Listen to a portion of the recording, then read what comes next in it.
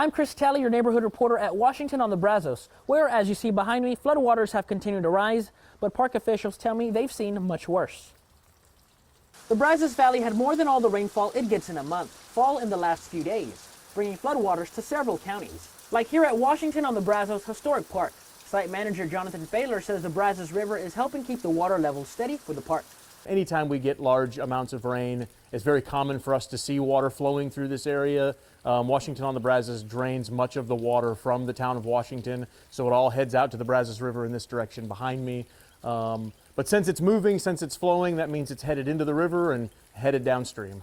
Baylor tells me in his 12 years at the park, the last time he saw waters this high was nearly 7 years ago. So we've seen a number of different floods over the last 12 years. 2017 being certainly the highest. Prior to that, there were some floods in the 90s that got pretty high.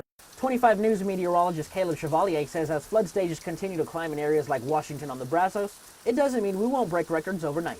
Last I checked, some of the gauges around Navasota are at what we would call moderate flood stage. Hasn't reached major flood stage yet, and of course there's still always room for it to get worse.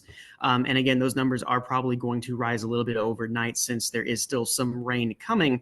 The current flood stage sits at 41.77 feet. That's number 3 on record. If it goes anything past 47.95 feet, that'll make it number 2 of all time. Reporting in Washington County, I'm KXXV.